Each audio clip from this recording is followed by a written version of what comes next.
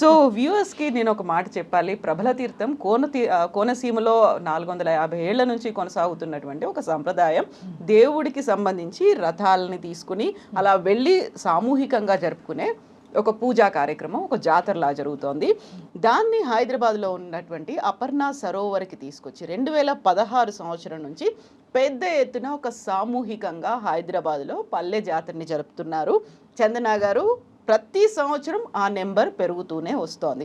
So ఇక్కడ మనం ఇంకొక ఇంట్రెస్టింగ్ మాట్లాడుకుంటే, ప్రభల తీర్థానికి సంబంధించి పట్నంలో మీరు పల్లె జాతరని జరుపుతున్నారు. కేవలం ఒక మన సంస్కృతి, మన సంప్రదాయాల్ని ఇక్కడ చూపించడమే కాదు, షోకేస్ చేస్తున్నవి కూడా డిఫరెంట్ ఏమంటారు, ఆర్ట్స్ అండ్ క్రాఫ్ట్స్ అనేవి అక్కడ ఉన్నాయి, హ్యాండ్లూమ్స్ అనేవి ఉన్నాయి. ఈ ఆలోచన ఎలా వచ్చింది? దాంట్లో వీటిని కూడా ఇన్వాల్వ్ చేయాలి అనే ఆలోచన మీకు? అంటేనండి, ప్రభల తీర్థం నుంచి మనం చేసింది ఏంటంటే అడాప్టేషన్. ప్రభలు, తీర్థం, ప్రభలు అనేవి దేవుడి వాహనాలు, ఈశ్వరుడి వాహనాలు. అవి కోనసీమలో చాలా యునిక్గా తయారు చేయబడతాయి. అంచేత ఆ కాన్సెప్ట్ అసలు వదిలిపెట్టలేదు. తీర్థం అంటే తిరునాళ్ళు, ప్రభలు ఉండేటువంటి తిరునాళ్ళు ప్రభల తీర్థం. అయితే తీర్థంలో మామూలుగా ఏంటి, మీకు జాతరలో ఉండే బొమ్మలు, హ్యాండీక్రాఫ్ట్స్, చిన్న చిన్న మిరపకాయ బజ్జీలు ఇవన్నీ కనిపిస్తాయి కదా, రంగుల రాట్నం ఉంటుంది, పీచు మిఠాయి ఇలాంటివి లేదు. ఇమాజిన్ ఆ జాతరని, రైట్.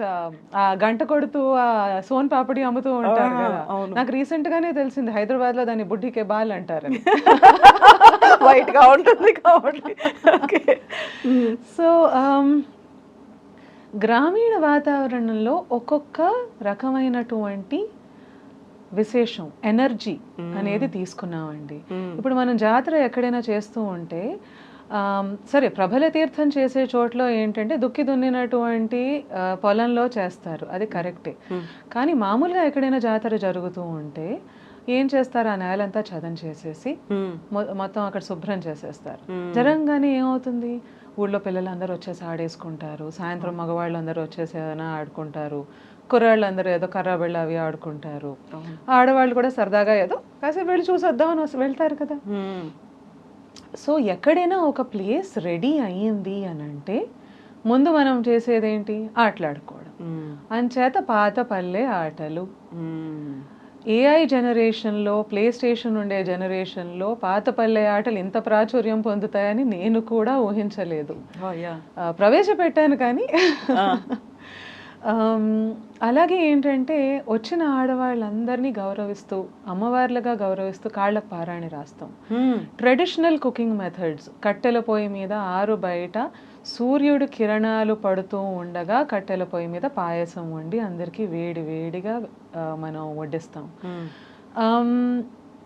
కశ్మీర్ నుంచి కన్యాకుమారి వరకు ఎక్కడ జాతరలు ఉంటాయి అక్కడ నొమాడిక్గా తిరుగుతారండి వీరందరూ. మేము ఎలా పట్టుకున్నాం అంటే జస్ట్ రోడ్ల మీద అలా వెళ్ళిపోయాం హైదరాబాద్లో, ఎక్కడైనా దొరుకుతారేమో అని. అయితే మాకు తెలిసిన ఒక ఆయన, లేదు మాకు తెలుసు అలాంటి వాళ్ళు ఉన్నారు, మీరు కలవండి అంటే వెళ్ళి కలిసాం. అప్పటి నుంచి వారు సమ్మక్క సారక్క జాతరలో చోటు చేసుకుంటే మామూలుగా జాతర అయ్యేదాకా వదిలిపెట్టరు. అలాంటిది చోటు చేసుకుని వారి అరేంజ్మెంట్స్ చేసుకుని జాతర ఉందంటే ఓసారి వచ్చేసి ఓ రోజు ఇక్కడ అమ్మకాలు చేసుకునే వెళ్తున్నారు. కొంతమంది అయితే మాకు ఏం చెప్తారంటే, అమ్మ మీ దగ్గర ఒక్క రోజు అమ్ముకున్న దాంతో మేము నెల్లాళ్ళు బతుకుతున్నాము అని. అంటే స్ట్రీట్లో దొరికేటువంటి ఐటమ్స్ 2 కోట్ల రూపాయల వర్త్ చేసేటువంటి ఫ్లాట్లలో అవును కదా పెట్టుకుంటున్నాం కదా. అది ఇమాజిన్ చేయొచ్చా అసలు? యాక్చువల్గా అలాంటి ఒక జాతర మనం ఎంతసేపు ఒక సంక్రాంతి చూస్తాము, లేకుంటే అక్కడ కైట్ ఫెస్టివల్ అనేది చూస్తాం తప్ప.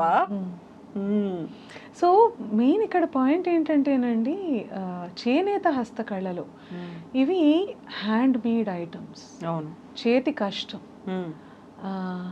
ప్రజలు కొనుక్కోవడం జరిగింది. దేశంలోని వివిధ రాష్ట్రాల నుండి మనం వారిని ఇన్వైట్ చేస్తున్నాం. అలాగే women envision council for entrepreneurship Praveena Naidu తోటగారు ప్రారంభించారు. వారితో అసోసియేట్ అయి ఉన్నాం. విమెన్ ఆంటర్ప్రినర్స్ ఎవరైతే ఉన్నారో దేశంలోని వివిధ కోణాల నుంచి వాళ్ళని మేము పిలిచి మీరు రండి, మీవి మీరు అమ్ముకోండి అని పిలుస్తున్నాం. ఇలా ఉమెన్ ఎంపవర్మెంట్ కూడా చేస్తున్నాం. అలాగే ఈ మధ్యనే చేనేత కార్మికుల్ని పిలిచామండి. ఓకే. మా చేత నేయించండి, మా చేత నువ్వుల పోగు తయారు చేయించండి.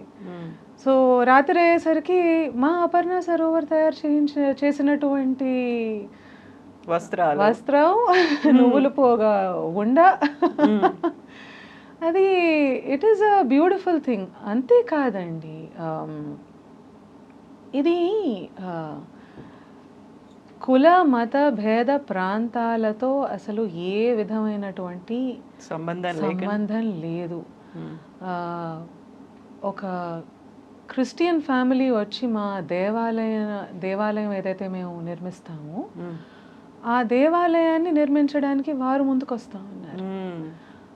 ముస్లిం ఫ్యామిలీ ఒకరు వచ్చారు, మేము కూడా పాతపల్లి ఆటలాడతామన్నారు.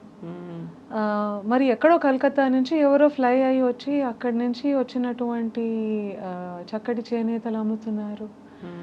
అంచేత మా టీం కూడా 150-200 మంది ఉంటాం. ఇందులో అసలు ఎన్ని భాషల వాళ్ళు ఉన్నారో నాకు కూడా ఐడియా లేదు. సో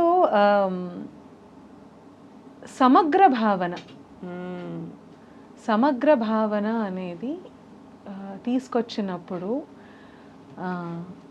అది గ్రామీణ వాతావరణం కేవలం ఒక కోనసీమ నుంచి ప్రారంభించాం, కానీ విస్తరిస్తూనే ఉంటాం.